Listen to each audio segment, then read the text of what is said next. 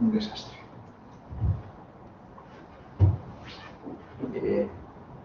Sí, ya está. ¿Os enciendo un poquito la cámara? ¿El qué? ¿Os enciendo un poquito más la cámara? Bien, sí, mejor. Sí, va bien. A ver.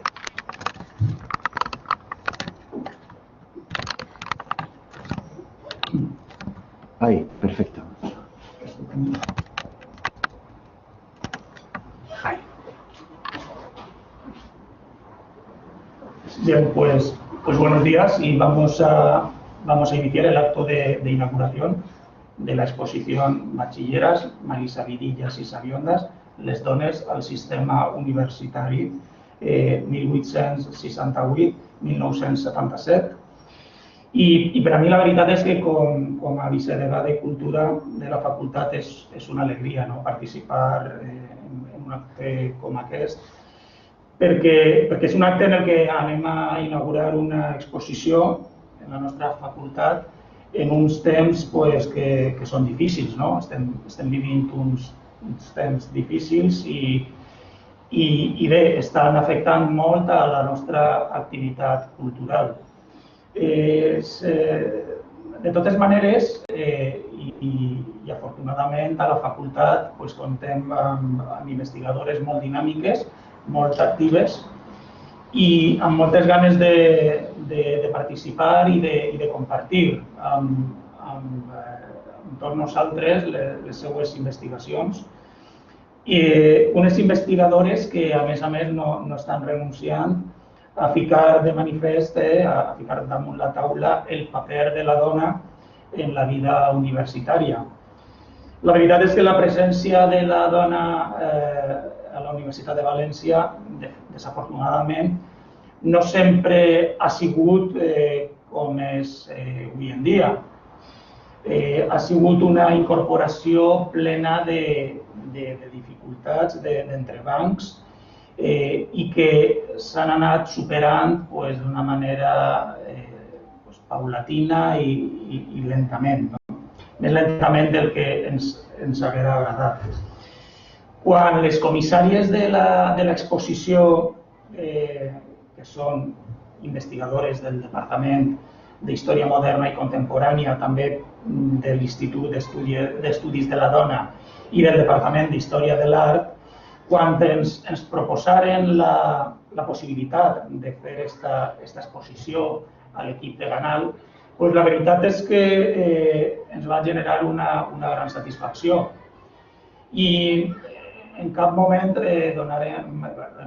renunciaren, com a equip de Ganal, a donar el nostre recolzament a aquestes investigadores tan actives, tan dinàmiques, perquè pensem que necessitem precisament persones com elles, persones que estiguen al capdavant, interessades en impulsar la ciència de la dona en els nostres espais.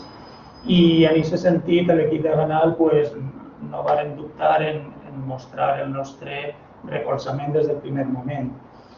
Jo no vull que estendre molt més, així és que, sense més, jo vaig a donar-li la paraula a una de les comissàries de l'exposició perquè ens presente com s'ha gestat l'exposició, com s'ha gestat la iniciativa i un poc que ens explique com s'ha desenvolupat.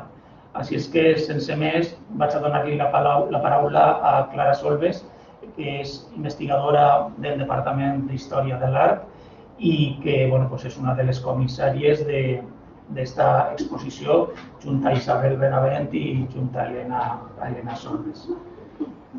Quan vulguis.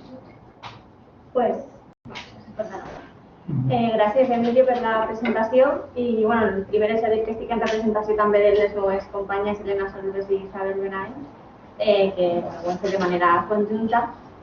I res, el projecte realment sorgeix un poc perquè xerrant entre nosaltres i comentant vam pensar que sí que hi havia com cert buit o desconeixement per part de l'alumnat, perquè nosaltres al final fa molt poc de temps que estàvem assegudes a les aules com a estudiants de grau d'Història o d'Història de l'Art, en el meu cas, i sí que notàvem cert certa falta de coneixement, com dic, sobre la història de la universitat i sobretot la història de la nostra facultat, no?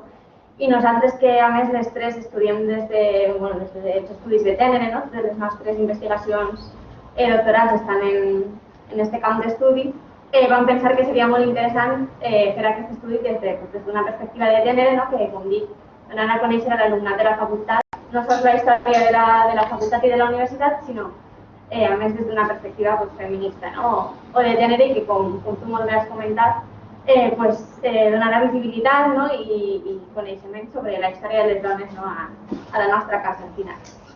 I, bàsicament, l'exposició, el títol, com també estava comentat abans de la presentació, no? Té prou de ganxo, i és que hem utilitzat tres dels insults que rebien les primeres dones universitàries, no?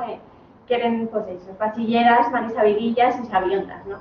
I ens semblava molt interessant utilitzar els insults perquè pensem que precisament des dels estudis feministes i en concret sobretot pot ser més des de la teoria queer, no? S'ha utilitzat moltíssim l'insult com a ferramenta, com a eina, millor dit, per a ressignificar-lo, no? Per a apropiar-se'l i generar un nou discurs, no? A partir d'aquest insult i, com dic, ressignificar. Ens semblava molt interessant aquesta idea. I, bàsicament, l'exposició el que aborda és la història, no? És un recorregut històric que aborda, com dic, la història de la inclusió de les dones al sistema universitari espanyol i, més en concret, ens centrem molt en la Universitat de València i, en concret, sobretot posem exemples de la nostra facultat, no? L'antiga Facultat de Filosofia i Lletres. I, de fet, l'exposició acaba en el 1977, comença en el sexenni democràtic del segle XIX, amb les primeres legislacions al respecte, no? Sobre la matriculació d'algunes dones al sistema universitari i va, com dic, evolucionant, no? Passant per les diferents etapes històriques de la Segona República, que fem especial menció potser a aquestes mestres, no? De la Segona República. També abordem el franquisme, no? I el que la historiadora Medina ha anomenat la contrarrevolució de gènere del franquisme i com, paradoxalment, no? Que és una cosa que ens sembla prou interessant, malgrat aquesta contrarrevolució de gènere, augmenten moltíssim no sols les alumnes, ho comentem als panells, no? Que s'aconsegueix quasi la paritat en l'alumnat, sinó que, a més, és que és el moment en el qual comencen a irrompre ja de manera molt evident professores també en la universitat, en concret en la facultat, no? I, com dic, al final del recorregut el marquem en 1977, perquè pensàvem que era una data prou redona per diverses raons. En primer lloc, pensem que és quan de manera molt evident el feminisme permea al sistema, a la Universitat de València en concret, perquè s'organitzen les primeres jornades de la dona a la Facultat d'Econòmiques, va ser la Universitat de València, a les quals van estar involucrades, a més, algunes professores de la Facultat de Filosofia i Lletres, i a banda també és el moment en el qual la Facultat de Filosofia i Lletres es trasllada al campus de Blasco Ibáñez i es separa, no? Les tres actuals facultats. Pensava que era un final prou redó i, un poc, això seria com el tema de l'exposició. I ja per acabar, simplement, i no m'estenc més, sí que ens agradaria agrair un poc a totes les persones que han fet possible que això hagi ocorregut. En primer lloc a la Unitat d'Igualtat, que gràcies a aquestes convocatòries i ajudes que organitzen podem fer aquestes iniciatives que ens semblen fonamentals per a la vida universitària, que no és sols anar a classe i ja està. També a Deganat, que ens va recolzar des del primer moment, que vam valorar la idea de fer-ho, ens van espentar a fer-ho i ens han ajudat moltíssim en tot el que han pogut. També als departaments de la facultat, encara que finalment no ens ha fet falta la seva ajuda econòmica, sí que van estar interessats des d'un primer moment també en recolzar-nos, el que passa que finalment no ha sigut necessari. I, per suposar, també amb les nostres companyes Maria Ángeles Pérez Martín i Maria, que també van iniciar el projecte amb nosaltres i ens han recolzat en tot moment i han estat allà amb nosaltres. A Javi, que ens va ajudar a muntar també els panells, que semblava fàcil però no ho era tant. I a Ana Aguado i a Marc Baldó, que també són professors del Departament d'Història Moderna i Contemporània, que ens han aconsellat en tot moment i d'alguna manera ens han intentat conduir cap a la perfecta elaboració del contingut històric, sobretot. Marc Baldó sabeu que és pues un gran professional, no? I investigador sobre la història de la Universitat de València i anaguador en aquest cas ens ajuda sobretot en el tema de la perspectiva de gènere. Molt bé, Clara, moltes gràcies. Pues ara a continuació anem a donar-li la paraula a Amparo Maestre, que és la directora de la Unitat d'Igualtat, i finalment tancarà l'acte el nostre degà Josep Moisesinos. Així és que nosaltres anem a deixar-les. Sí.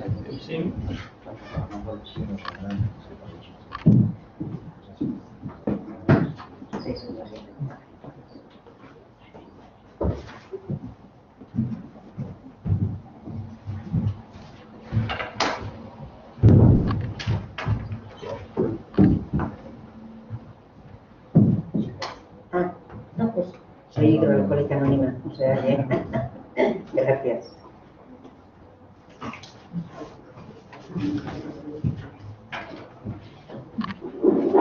Bien, pues buenos días. Me gustaría en primer lugar disculpar la presencia de... perdón. Creo que sí, ahora sí.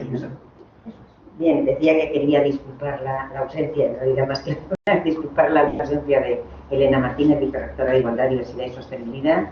Un accidente callejero le he pedido estar aquí, pero esperamos que se recupere pronto y me ha pedido que os traslade la felicitación por organizar este acto.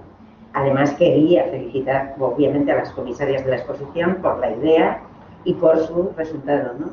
Y por otro lado a la facultad por el hecho de haberla organizado, que siempre es importante tener el recolzament de los órganos de gobierno del centro donde una pretende hacer una actividad de este tipo. A mí me gustaría empezar mi intervención con una frase muy conocida, bueno, no tan conocida, en cualquier caso yo me empeño mucho en difundirla, a saber de dónde partimos, ¿no? La educación de las mujeres, esto lo dice un hombre, la educación de las mujeres siempre debe ser relativa a los hombres, agradarnos, sernos de utilidad, hacernos amarlas y estimarlas, educarnos cuando somos jóvenes y cuidarnos cuando somos adultos, aconsejarnos, consolar, hacer nuestras vidas fáciles y agradables. Y esto lo decía Jean-Jacques Rousseau, hombre ilustrado del siglo XVIII y considerado el padre de la pedagogía moderna. Bien, pues aunque la exposición efectivamente ha centrado su foco en el periodo que va desde 1868 a 1977, lo bien cierto es que hasta que no sale la Real Orden de 8 de marzo de 1910, no pueden las mujeres estudiar con normalidad en las aulas universitarias. Eso es así y por tanto lo que ocurrió antes es que solo 36 mujeres habían podido estudiar. Con un esfuerzo heroico, os lo podéis imaginar, entre otras cosas porque se abocaban a los riesgos de estar en un entorno exclusivamente masculino, completamente androcéntrico, etcétera, pero también porque después de largos estudios, al igual que sus homólogos varones, se encontraban con que sus estudios no tenían o ni siquiera la expedición del título correspondiente o ni siquiera la posibilidad del ejercicio profesional.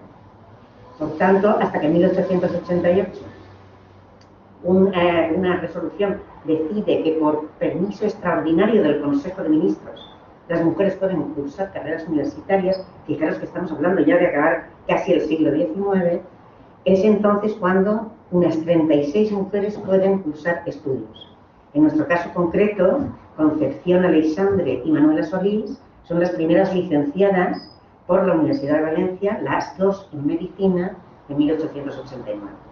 Por tanto, ya os dais cuenta de hasta qué punto era heroico estudiar en las universidades y por descontado en la nuestra. Y desmintiendo con hechos una frase también de nuestro amigo Rousseau, él decía a las mujeres, perdón, a las niñas no les gusta aprender a leer y escribir, sin embargo siempre están dispuestas a aprender a coser. Pues desmintiendo esta frase, la verdad es que en 110 años de historia, desde la Real Orden del 8 de marzo, el crecimiento de las mujeres en las universidades, aunque el vicedecano ha dicho que lenta, yo la conceptúo de espectacular. Es verdad que más espectacular a partir de los años 50 del siglo XX, pero lo bien cierto es que hoy el sistema universitario tiene en su conjunto un 62,2% de alumnas frente a un 37,8% de alumnos. Es verdad que con importantes asimetrías según las ramas del conocimiento. aún sabéis que estamos haciendo muchos esfuerzos porque una rama que se nos resiste mucho, como STEM, no todas las STEM, pero sí las ingenierías, las físicas, las ingenierías matemáticas, esas son carreras que aún estamos luchando porque la mujer se incorpore con cierta normalidad. Pero, no obstante, siempre podemos decir que somos inmensa mayoría. Además, ahora mismo se han equilibrado el número de tesis doctorales, que lo que había era también una brecha de género, es decir, empezamos y nos incorporamos al grado, pero costaba más llegar al doctorado, con unos másteres interpuestos ahora que también hacen más costosa la carrera académica, ¿no? Pero lo bien cierto es que hoy ya tenemos un número muy aproximado de tesis leídas por varones y mujeres y por tanto estamos en una situación numéricamente de igualdad. Luego habrá desajustes parciales, por ejemplo, en magisterio sigue habiendo un 91% de estudiantes femeninas y en educación física, que no es un STEM, hay un 91% de estudiantes hombres, ¿no? Por tanto, ahí sigue habiendo grandes asimetrías. Pero bueno, lo que me interesaba a mí de la propuesta que habéis hecho tan brillante es rescatar la historia de las mujeres, incorporar la perspectiva de género a la enseñanza y a la investigación universitaria. Porque aún hoy se reconocen muy escasamente los méritos que han tenido las mujeres, muchísimo. Es decir, lo que se hace es presentarlas como rara avis, como gente especial, que lo que hace es justificar la regla por la vía de la excepción. Las mujeres son una excepción en la regla, esas mujeres, ¿no? Y además las priva de genealogía. Parece que las mujeres surgieran como hongos, sin una historia previa que justifique por qué llegan ahí, dónde están, de quién aprendieron, a quién legaron sus conocimientos, etc.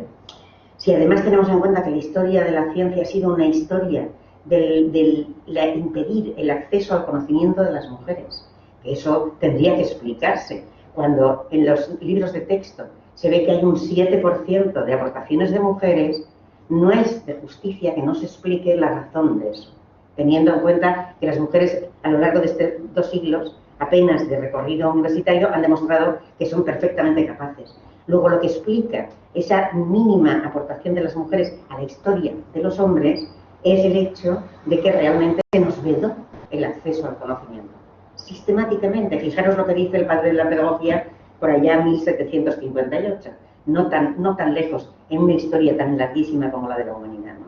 Desde esa perspectiva, yo creo que tenéis ahí un reto, la gente justamente de historia, importantísimo, porque realmente, como os decía, la historia de las mujeres en la ciencia es una historia de ninguneo, de impedir el acceso al conocimiento desde luego, pero también de ninguneo, de sustracción, de minimización de los aportes que han hecho las mujeres. Y por tanto, se trataría, yo creo, de recuperar la historia. Y eso es un reto muy importante, porque claro, cuando hablamos de la historia, hablamos de algo que explica dónde estamos y también nos explica a nosotros. Y cuando digo nosotros, lo digo con un lenguaje excluyente, porque explica a los hombres, pero no explica demasiado de las mujeres.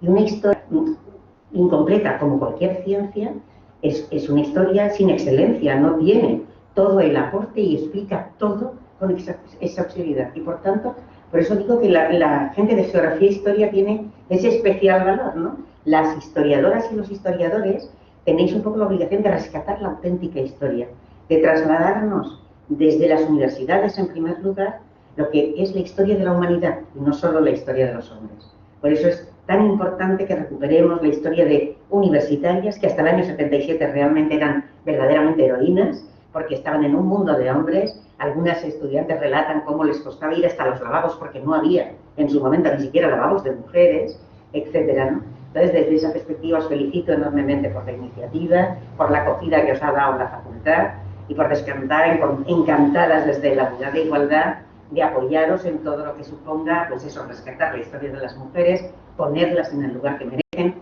poner en valor lo que hacen, porque claro, pareciera que en la historia solo vale el haber sido rey, el tener guerras, el hacer conquistas. No es verdad. La historia de la humanidad se explica con muchos más aspectos, muchos de ellos protagonizados por mujeres y por tanto ocultados hasta ahora. Así es que con ese reto os dejo. Yo creo que tenéis ahí un campo estupendo y retador, porque realmente rescatar la memoria de las mujeres es difícil. Hay que investigar mucho, No siempre se podrá conseguir rescatarlas del olvido, pero ahí estáis todas vosotras empeñadas en hacerlo en una facultad que os da tutelaje para ello. Muchas gracias.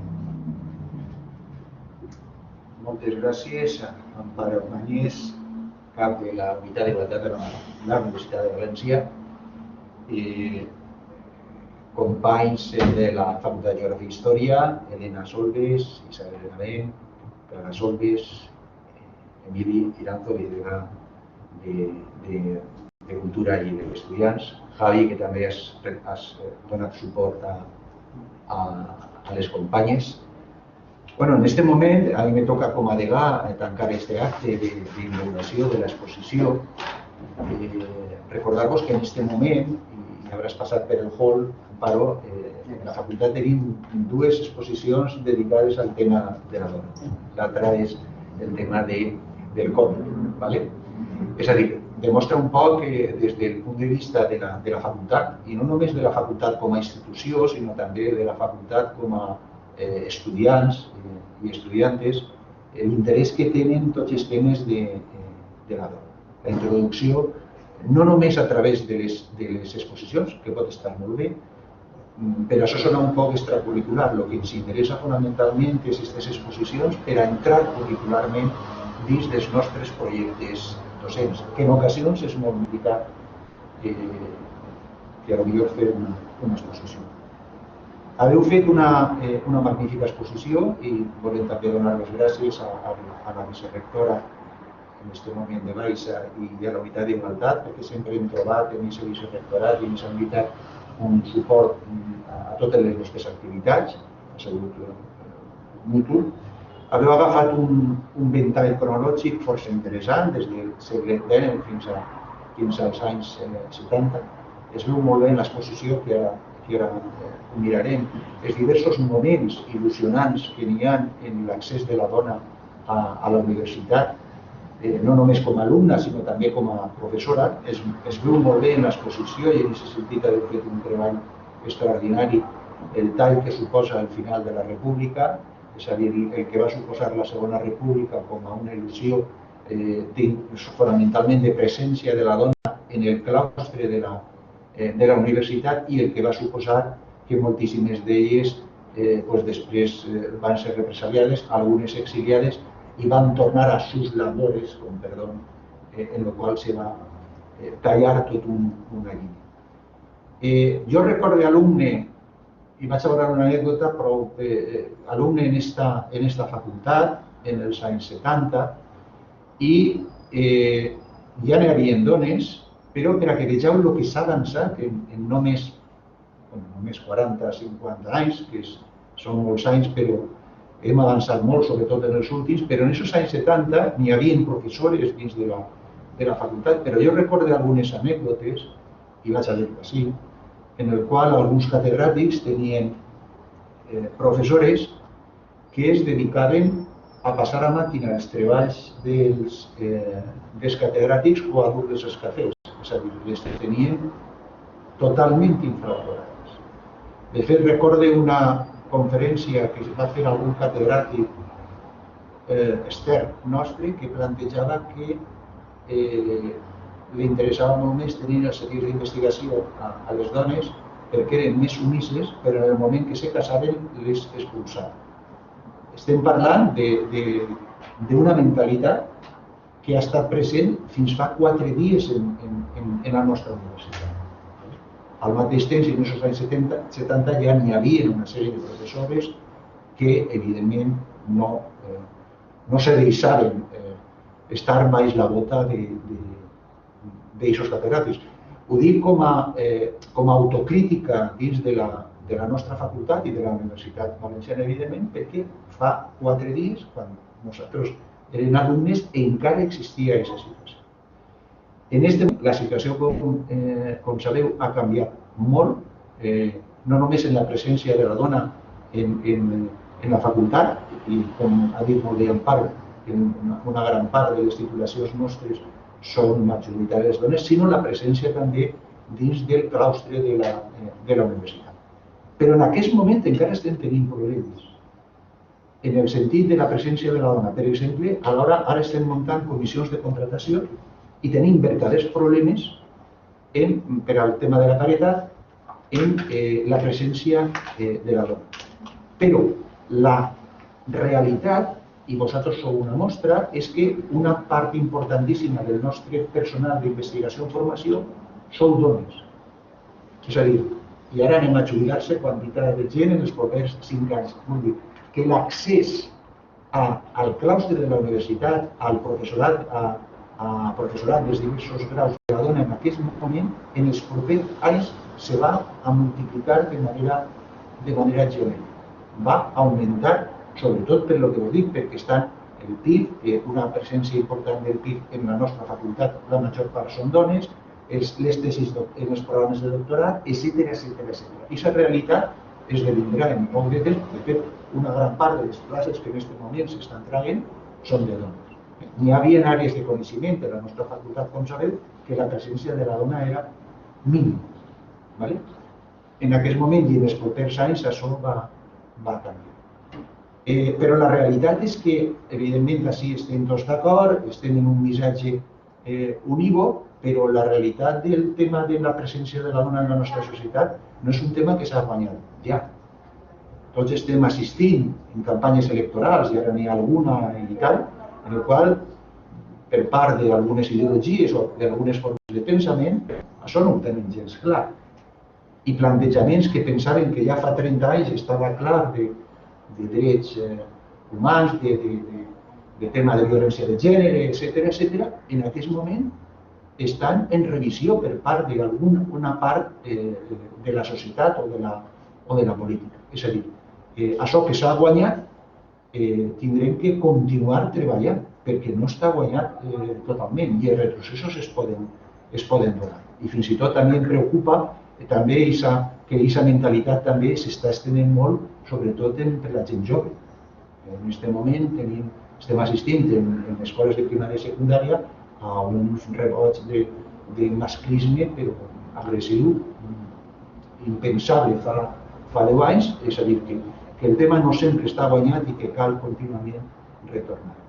Jo vos felicito per la vostra tasca. És més, per tant, m'ho resulta molt interessant, sobretot per a la construcció de la nostra memòria, de la nostra història com a facultat. En aquest sentit, Marc Baldo és una persona que treballa molt el tema de la història de la facultat i vos ha recolzat molt, però també vos dic que aprofitarà sens dubte el vostre treball per a pujar més graons en aquesta informació i en aquesta memòria històrica de la nostra facultat, en la qual estan, evidentment, té una part importantíssima les dones. Agrair al vicerectorat, agrair-vos a vosaltres, especialment a les comissàries, el treball que haveu fet. Jo suposo que continuareu en aquesta dinàmica al voltant d'aquest camp de treball, d'aquesta línia d'actuació i d'investigació, que, com molt bé diu Amparo Banyes, és un camp immens i encara per explorar. Moltíssimes gràcies i per inaugurar l'exposició.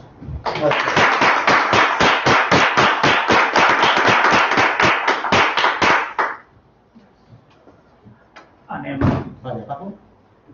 Sí, hay que dar la grabación. ¿De tener grabación? Sí.